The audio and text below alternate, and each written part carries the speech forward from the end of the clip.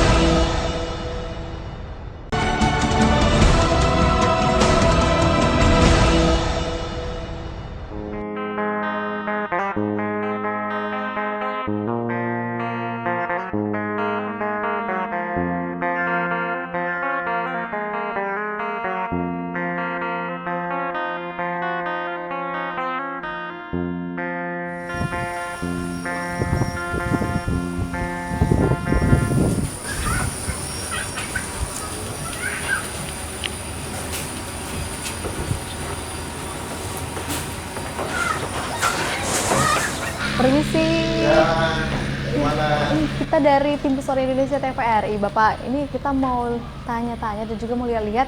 Katanya rumah Baba Buncit ini berdiri pada abad 17. Betul. Oke. Ya, tolong Oke. Kita isi dulu Pak ya.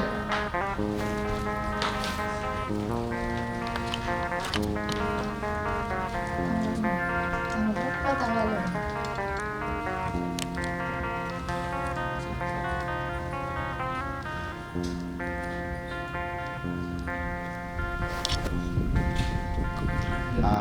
Jadi gini, Mbak, perlu kami luruskan dan kami jelaskan lagi.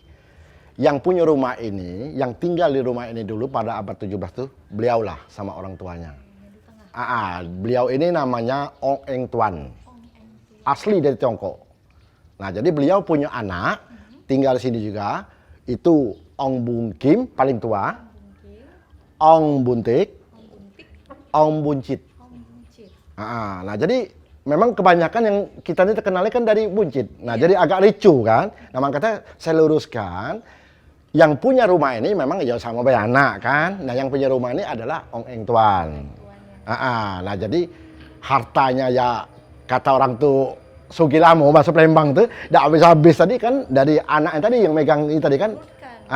Anaknya yang bisa megang harta ini ialah Ong Buncit. Sampai sekarang pun ya alhamdulillah lah kita sampai ada masih baik dari armada kapal-kapal masih kita Contohnya sekarang kan di gudang buncit kan. Ya, dulunya di gudang buncit juga kita bikin untuk material. Jadi kalau kapal-kapal kita rusak, masuk ke situ. Dan juga perlu ketahui juga Mbak, dulu orang-orang Chinese belum bisa megang roda lambung, kita sudah bisa. Roda lambung, kapal roda lambung. Jadi kakek kita dulu, buyut kita dulu, asal ke Palembang pakailah roda lambung. Nah jadi gini, jadi perlu saya jelaskan lagi, ini ngomong jujur, dan juga sudah pernah dicek dari luar, dari mana-mana, ini asli dari Tiongkok. Asli semua Pak ya? Jadi bukan bohong-bohongan atau mana. Dan juga kayu-kayu unglen. Jadi bukan kita ya buat-buatan sekarang, bukan. Ini memang asli benar asli. Sudah dicek dari seluruh dunia, memang asli. Dan juga pernah pada waktu itu di tahun saya lupa, masa kecil, ukiran-ukiran ini pernah hampir dibeli oleh adiknya Pak Nasution untuk Taman Mini. Pertama kali Taman Mini mau dibuka. Jadi ya kita tidak jual waktu itu kan. Nah, itu.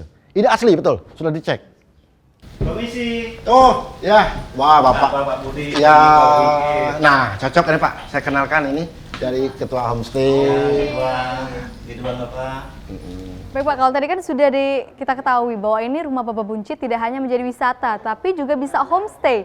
Nah, apa sih daya tarik seseorang mau tinggal di homestay Rumah Baba Buncit ini? Benar bahwa Baba Buncit terdaftar sebagai anggota Homestay Kota Palembang. Yang mana kan homestay itu penjelasannya sebagai tamu akan berinteraksi dengan pemilik dan lingkungan setempat. Daya tarik Baba Buncit itu kita jual dengan ornamen-ornamen Cinanya. Baik Pak, tadi sudah menyentuh terkait ornamen. Boleh dibantu jelasin Pak, apa saja ornamen yang ada di rumah ini? Boleh Mbak Dita, kebenaran ada pemilik dari Baba Buncit yang akan menjelaskan lebih jelas lagi. Baik, dengan Pak Budi Pak ya? Ya, betul. Oke. Silakan Mbak Nita besar rombongan untuk melihat-lihat suasana di Baba Buncit. Baik, Pak Budi, dimulai dari ornamen apa ini kita Pak? Dari bangunan.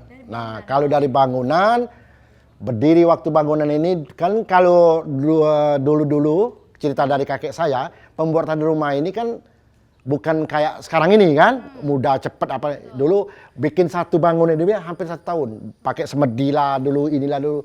Nah, sudah tuh cerita masalah ukir-ukir ini asli dari Tiongkok dan juga dibawa dari Tiongkok bawa ke Palembang dari kakek kita. Ayo kita masuk, yuk. Boleh, Yuk Mbak. Pintunya juga ornamen khas Chinese. Betul. Pak ya? Pintunya masih kokoh. Nah, jadi Mbak juga perlu ketahui Mbak, satu pintu ini bisa orang 20-30 ngangkatnya. Wow. Ini beratnya berapa Pak? Nah, saya kurang tahu, pokoknya nggak mau orang 20-30 tidak tahu. Besi ini atau kayu ya Pak ya? Nah, jadi kayu lah, kayu unglen. Kayu len. Nah, jadi perlu juga Mbak ketahui Mbak, ini uniknya Mbak, tidak ada engsel. Dia pakai pasak.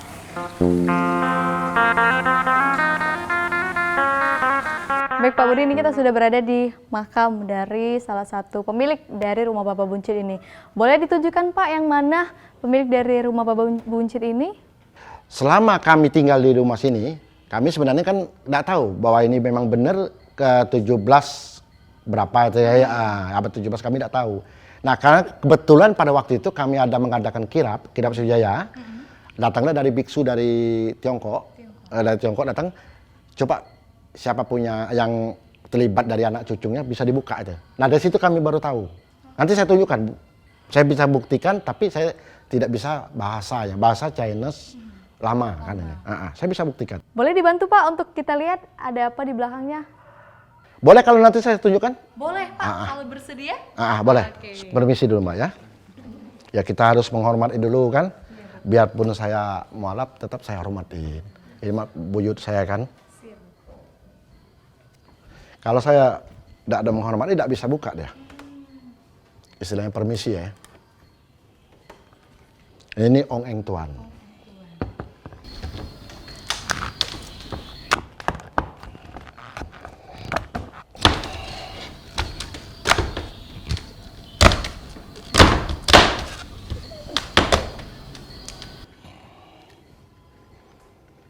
Abu atau apa Pak?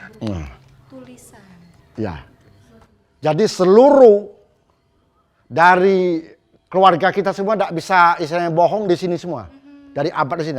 Nah, disinilah biksu dari Tiongkok menerangkan bahwa rumah ini abad 17.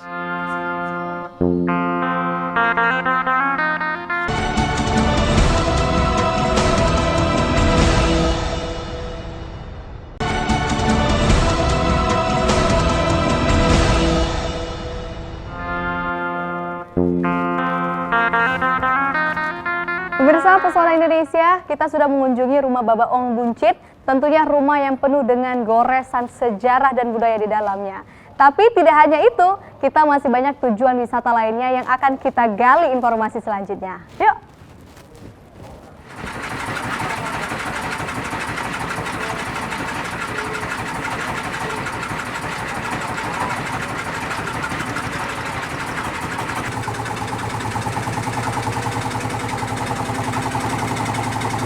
Sejarahnya memang rumah rakit ini kalau secara bahasa dia itu penggabungan antara rakit dan rumah. Jadi memang awalnya bagian pondasinya itu berupa rakit. Jadi dari susunan-susunan bambu, biasanya bambu pilihan yang memang bisa terapung, kemudian dijadikan satu, diikat, baru di atas rakit tersebut dibangun rumah. Sehingga disebut rumah rakit. Rumah rakit. Bukan rumah apung, Pak ya? Bukan rumah apung, karena memang tradisinya rumah rakit. Karena memang filosofinya, kemudian sejarahnya, cara pembuatannya itu seperti awalnya membuat rakit, kemudian di atasnya dibangun rumah. Kalau dermaga kan beda lagi. Kalau misalnya dermaga yang dari besi kan, itu kan terapung juga kan. Tapi kan itu nggak disebut sebagai rakit, tidak ada. Tapi sebelum itu kita mau melihat Ya. jembatan Musi berapa ini, Pak? Ini jembatan Musi 6. Musi 6. Wow, kalau Ya. tadi kita melewati jembatan Ampera, ini ada jembatan Musi 6. Berbeda dengan rumah yang di pinggiran Sungai Musi kan ada apa ya? Cagam ya, Pak ya? Ya, itu rumah panggung. Rumah panggung. Rumah ya? panggung. Kalau yang di pinggir itu rumah panggung. Sungai Musi ini panjangnya kurang lebih 750 km.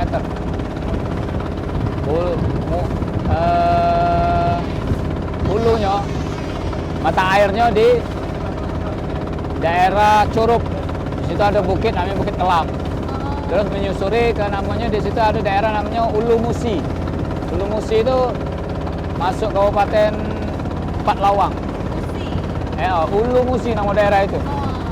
Ulu Musi. Nah, nama jalannya itu kalau kita kalau dari Palembang ke arah Ulu Musi itu nama jalannya nama jalan ke Payang. Payang. Nah, di situ disebut daerah Ulu Musi. Memang hulunya Sungai Musi ini. Dari Curug sampai ke mana ini? Sampai ke muaronya Sumsang. Sumsang. Muaro dekat Sumsang. Bapak di perbatasan laut. Iya, itu dari Ulu Musi itu sampai ke Sumsang kira-kira 750 km. Termasuk sungai terpanjang di Sumatera. Sungai Musi nomor berapa di Indonesia, Pak? Kalau panjangnya mungkin nomor 2 setelah Mahakam.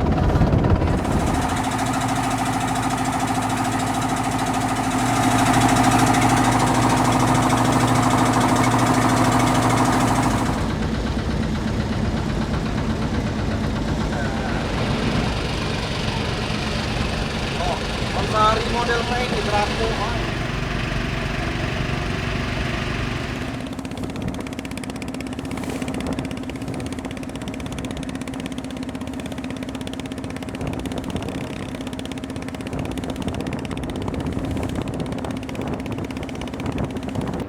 Assalamualaikum Bapak. Waalaikumsalam. Mohon maaf mengganggu Pak. Dari tim Pesona Indonesia mau cari tahu Pak informasi mengenai Masjid Kiai Merogan boleh Pak? Boleh.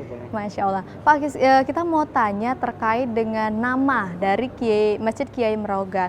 Apakah ini hanya sekedar nama atau ada tokoh di baliknya ini Pak? Masjid ini dibangun oleh Kiai Masagos Haji Abdul Hamid bin Mahmud, seorang ulama kelahiran asal Palembang yang makamnya ada di samping masjid ini. Beliau ini dikenal selain pendakwah juga pengusaha yang sukses pada waktu itu. Beliau adalah pengusaha kayu atau somil. Beliau berhasil mendirikan 2 buah masjid, yaitu Masjid Marogan dan Masjid Lawang Kidul. Selain itu juga ada masjid-masjid kecil di daerah pedalaman. Selain itu Kiai Marogan ini dikenal karena karomah. Karomahnya ini yaitu kelebihan yang diberikan Allah kepada hambanya yang soleh. Antara lain karomahnya itu di mana ada air, di sana ada kehidupan. Itu makam Kiai Marogan ini, beliau ini sampai wafatnya, sejak dari beliau masih hidup sampai beliau wafatnya itu ramai diziarahin. Karena yang berdoa itu selalu alhamdulillah dikabulkan Allah. Cuman kami ingatkan juga, kita jangan minta kepada makam, tapi mintalah kepada Allah. Tapi berkat karomah atau kemuliaan dari Datuk Kiai Marogan boleh, kata ulama, berkat kemuliaan. Tapi kita mohonnya kepada Allah. Bapak, terima kasih atas informasinya terkait Masjid Kiai Marogan. Masya Allah, ini sangat besar ilmu yang kami peroleh, Pak ya. Ini saya mau pamit, mau keliling ke Masjid Kiai Marogan, boleh Pak ya? Baik, terima kasih banyak Bapak atas waktunya. Assalamualaikum.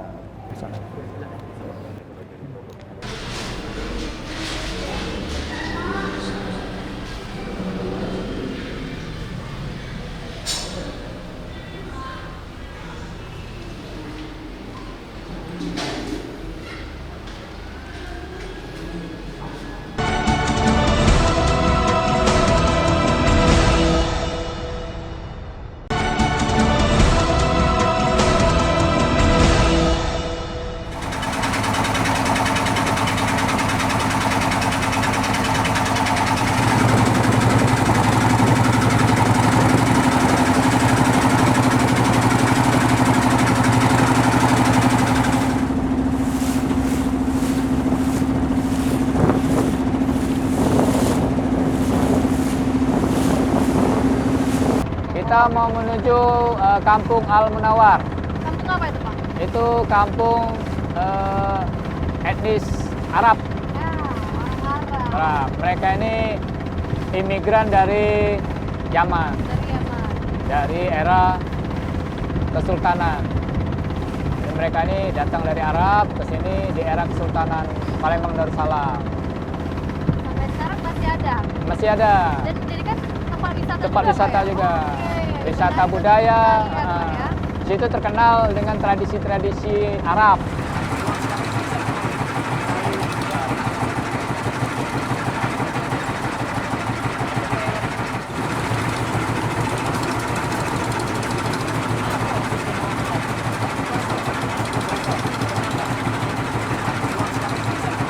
Nanti ada kapal yang mencari harta karun. Gitu. Masih ada harta karun Pak? Masih dalam ada, sini? masih ada. Kemarin waktu survei ada yang kita sempat lihat mereka dapat Gucci. Atau kadang-kadang dapat koin-koin, uang-uang kuno itu. Bahkan ada yang dapat emas. Ada yang dapat emas. Ada yang dapat sejenis arca peninggalan Majapahit, peninggalan Sriwijaya, ada. Atau koin-koin Cina. Itu sering ditemukan.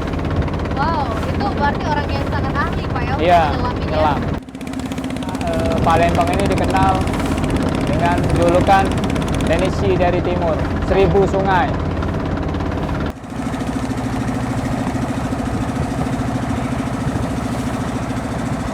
Saat Tangmun An datang ke Palembang, dari pihak keluarga Siti Fatimah meminta seperti apa, kalau kita bahasa Palembang serah-serahan lah ya, apa candera mata gitulah. Itu bawa emas yang dimasukkan ke dalam guci. Iya. Nah, dan guci itu ditutup dengan sayur-sayuran di atas guci itu. Dari pihak keluarga Siti Fatimah nggak terima kok dibawa sayur gitu kan. Kok sayur, saya kan mintanya perhiasan emas gitu. Iya. Akhirnya guci tadi ditendang. Siti Fatimah ini terkejut. Karena itu kan dia tahu isinya emas. Mau menjelaskan sudah terjatuh dibuang kan. Akhirnya Siti Fatimah ikut terjun melihat calon istrinya terjun, dia juga menyusul terjun ke Sungai Musi. Akhirnya kepertemuan itu akhirnya jadilah Pulau Kemarau. Jadi simbol cinta sehidup semati lah gitu. Legendanya Akan gitu. tenggelam gitu. Ya, sampai di bawah mati. Itulah kira-kira legendanya atau mitos tentang Dari Pulau Kota Kemarau. Pulau ini gampang lagi jurang. Iya. Dijejer ke tempat.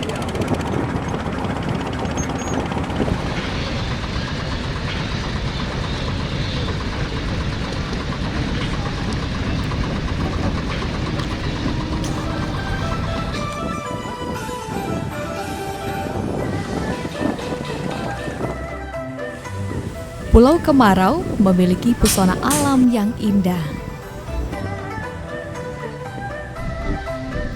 Daya tarik wisata sejarah yang ada di Pulau Kemarau, pagoda berlantai 9, kelenteng Ho Ching Rio, kuil Buddha, makam Tan Bun An dan Siti Fatimah, serta pohon cinta yang merupakan legenda terbentuknya pulau ini.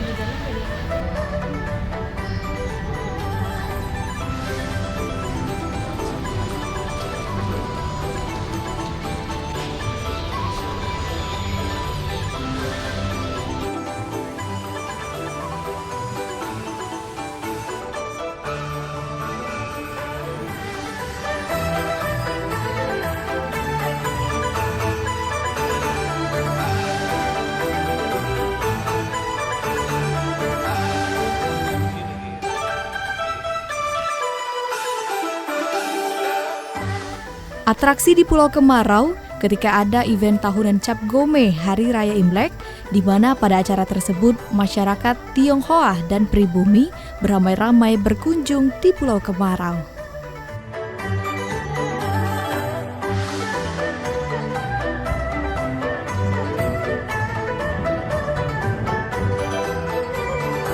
Pemirsa Pesona Indonesia, di Pulau Kemarau ini kunjungan terakhir kita di wisata air dan budaya pada hari ini. Jangan lupa kalau pemirsa Pesona Indonesia ingin mengunjungi kota Palembang, Sumatera Selatan, silahkan menuju wisata yang telah kami kunjungi tadi dan semoga tertarik dengan wisata yang ada di kota Palembang. Akhir kata, saya Audi Tatamara Putri, mewakili kerabat kerja yang bertugas, pamit undur diri. Terima kasih atas kebersamaan Anda. Wassalamualaikum warahmatullahi wabarakatuh. Sampai jumpa di Pesona Indonesia selanjutnya.